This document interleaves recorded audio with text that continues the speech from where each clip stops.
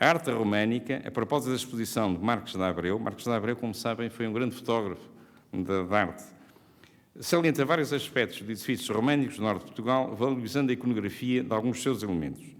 Eu vou ler um pequeno texto tirado do livro. Diz Arão da Cerda: só a parte que diz respeito a tímpanos merecia referências minuciosas.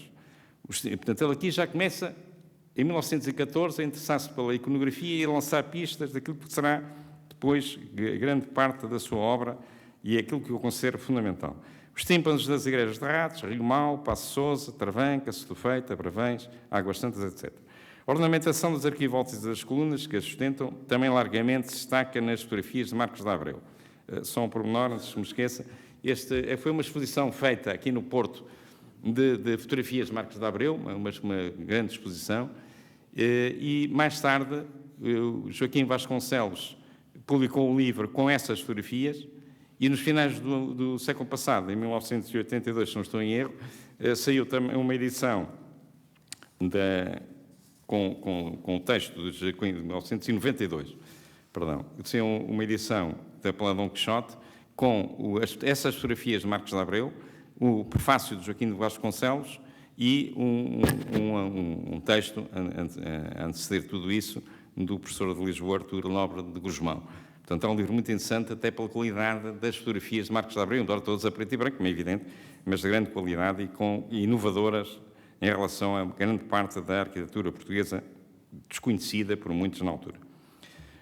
Observando-se, portanto, todas estas fotografias, pode fazer-se um interessante estudo comparativo.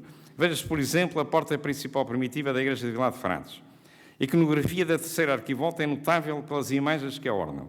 Uma delas, cita no lado direito, representa um músico tocando uma espécie de crowd, antepassado do violino. As outras figuras são bispos, orantes e carreiros, armados de elmo e escudo. Cada uma das arquivoltas tem motivos decorativos diversos. Na primeira, interior, entrelaçados. Na segunda, ornamentação animal e na terceira, ornamentação humana e animal. Não podemos esquecer a porta principal da igreja de Ferreira, com as arquivoltas delicadíssimas. É um trabalho em granito cheio de harmonia. E mais adiante acrescenta: quanto à iconografia tumular, Marcos de Abreu apresenta-nos os estímulos de Edgar Muniz, que está, como sabem, em Passo Sousa, de Dom Pedro Conde de Barcelos, que está na igreja de São João Tarouca, em Lamego, com a sua tão citada caçada ao javali, representado numa das faces, e os sarcófagos românicos da igreja de Guijó e Pombeiro. Isto escreveu-lhe em 1914, portanto, ainda antes da publicação do livro importante sobre a simbologia, portanto, e que é uma obra fundamental na historiografia de Arão da Cerda. Ora bem, mas Arão da Cerda, na sua obra inovadora e pioneira, editada em 1924, a sobre a que eu estava a dizer, ultrapassa, na nossa ótica, a influência dos autores que cita, como que antevendo já as teses de Panofsky, ou como se tivesse conhecido plenamente, o que julgamos não ser verdade, os conceitos de Davi Warburg.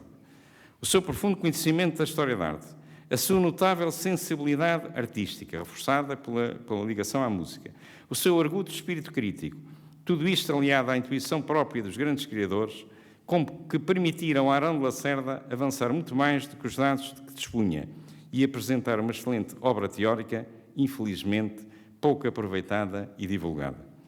Como muitas vezes sucede em Portugal, as obras que refletem uma investigação pioneira e trazem a marca de uma forte personalidade são esquecidas e ignoradas. O desejo de só ver no estrangeiro, o farol que nos guia e o sol que nos aquece, esta mentalidade de estrangeirado que percorre a nossa história cultural e tão prejudicial tem sido, ao contrário do que vulgarmente e levianamente se pensa, faz cair no ouvido injustamente obras e autores que, de outro modo, teriam tido o natural reconhecimento de todos quantos se dedicam a estes estudos e só teriam a ganhar com o conhecimento e a análise das suas obras fundamentais.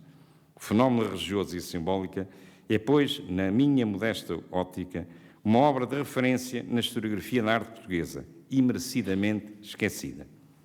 É obrigatório referir também, neste contexto, os trabalhos de campo da iconografia de Manuel Monteiro, São Pedro de Rados, Joaquim de Vasconcelos, Arte Românica, o Padre Manuel de Aguiar Barreiros, a Porta de Vilar de Frades, o seu simbolismo, as igrejas e capelas românicas de Ribeira Lima, todos deste período. Mas nenhum deles reveste o caráter metodológico e sistemático que plenamente assumiu a obra de Arão da Cerda, sobretudo no seu último capítulo, intitulado precisamente A Simbólica. A aplicação prática de conceitos desenvolvidos surge mais tarde no magnífico trabalho de síntese, que infelizmente não pôde concluir, A História da Arte em Portugal. Como eu disse, há 200 páginas só sobre iconografia, que merece ainda hoje uma leitura muito atenta. E sabendo todos nós que é o românico o período por excelência da iconografia cristã, em que esta plenamente se envolve e divulga, e conhecendo o interesse manifestado por Arão da Cerda por este período da nossa história e os seus valiosos contributos, julgo poder afirmar, sem exagero, que ele foi um verdadeiro professor e autêntico mestre da iconografia românica em Portugal.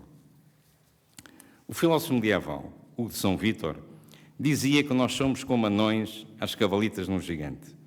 De facto, por muito que saibamos ou julguemos saber, é sempre pouco comparado com os conhecimentos e a sabedoria que se foram acumulando ao longo dos séculos, sem termos em conta o que no passado nos oferece generosamente e tantos hoje rejeitam por soberba ou por desconhecimento, não passamos de crianças, ou, pior ainda, de anões que a natureza não deixa mais crescer nem subir para outros voos, a não ser às cavalitas gigantes.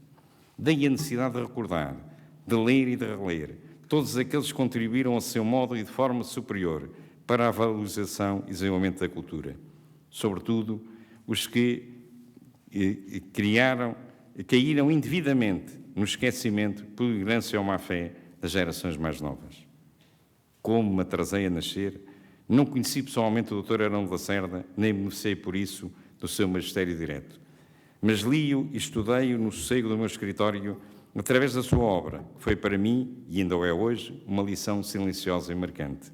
E se já não posso agradecer-lhe pessoalmente este perenato de cultura, peço licença para o fazer à família, aqui presente. Muito obrigado.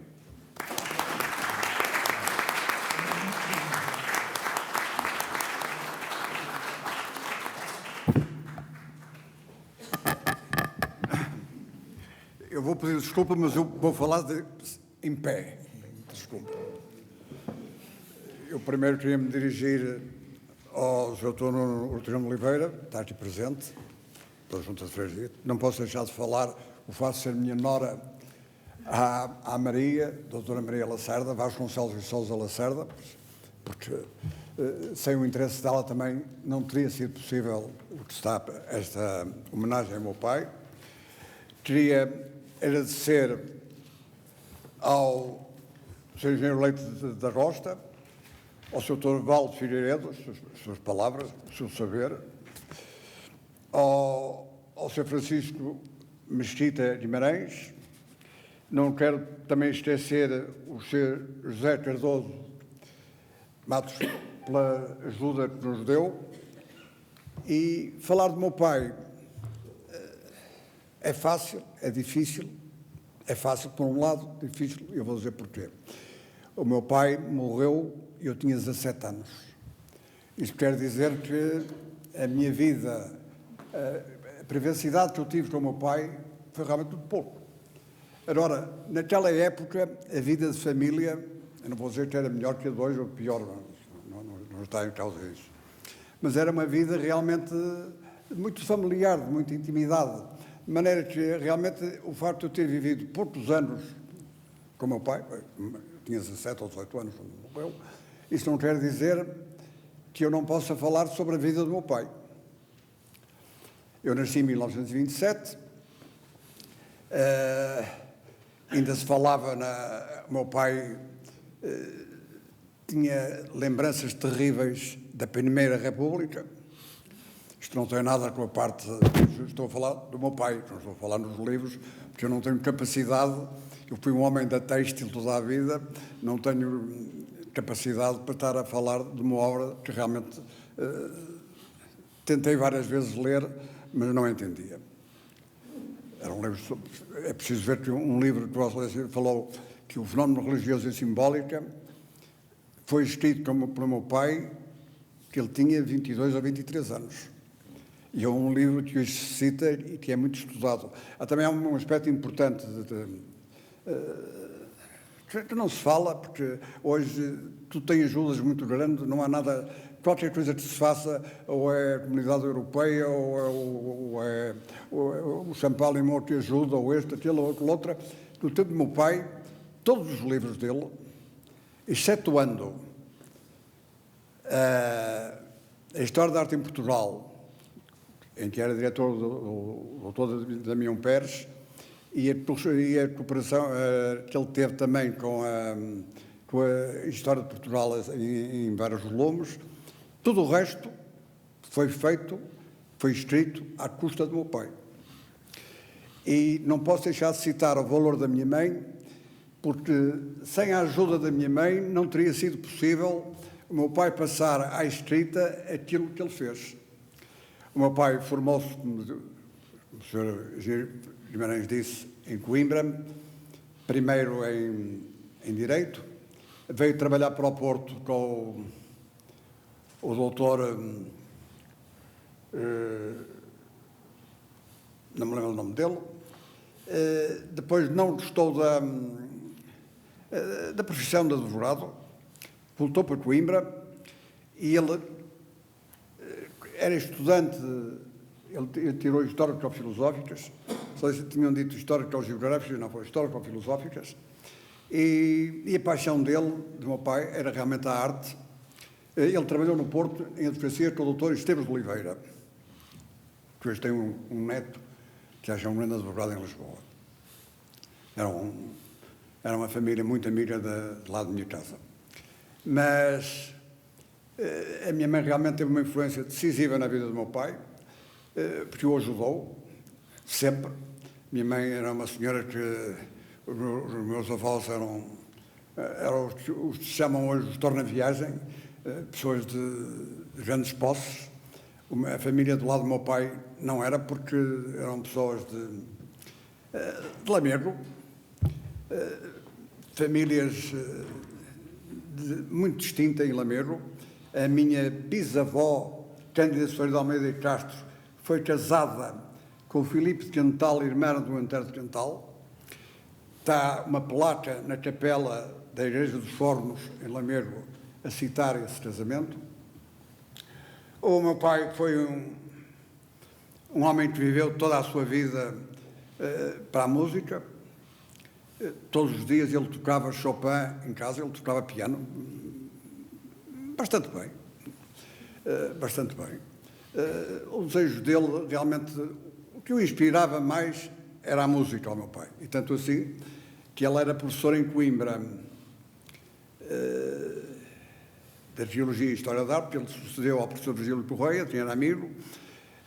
O meu pai, o desejo dele, porque ele fundou com o Leonardo Coimbra, foi o principal, que fundou a Faculdade de Letras do Porto, depois por razões políticas a Faculdade de Letras do Porto acaba, e o meu pai não tinha vaga em parte nenhuma que fosse compatível com o lugar que ele tinha, foi para a Escola de Belas Artes, para professor, e só mais tarde é que foi diretor e depois, a seguir, foi para Coimbra. Que lá está, quando ele estava no Porto, por dificuldades financeiras, era professor de colégios, fazia o que podia para continuar a viver, porque tudo o que havia lá em casa era para aplicar ou em música, ou esse livro sobre Beethoven, parece que é Beethoven, o primeiro romântico, foi com um concerto no Orfeão no São João do Porto, no Teatro São João, tudo à custa dele, nunca teve ajuda de nada, problemas políticos. O meu pai era um conservador, é evidente que a história é a história. Eu fui educado, nasci com o Salazar, vivi toda a minha vida com ordem. O meu pai nunca foi perseguido. Como é que eu ia dizer? Quem não fosse não é bem contra o sistema, quem não fosse um extremista, eu que vivi a época, não era perseguido. Agora, os extremistas, nós temos que lembrar, tivemos a Guerra de Espanha e tivemos outras revoluções pela Europa e a política em Portugal era uma democracia musculada.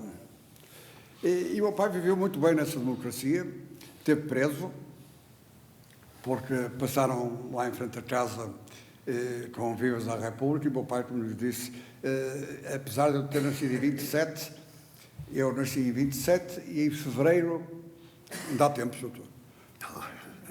Eu nasci em 27 e em fevereiro nós vivíamos na Praça da República e em fevereiro nós passávamos a vida em revoluções, porque nós, apesar de sermos um povo calmo, somos muito excitados.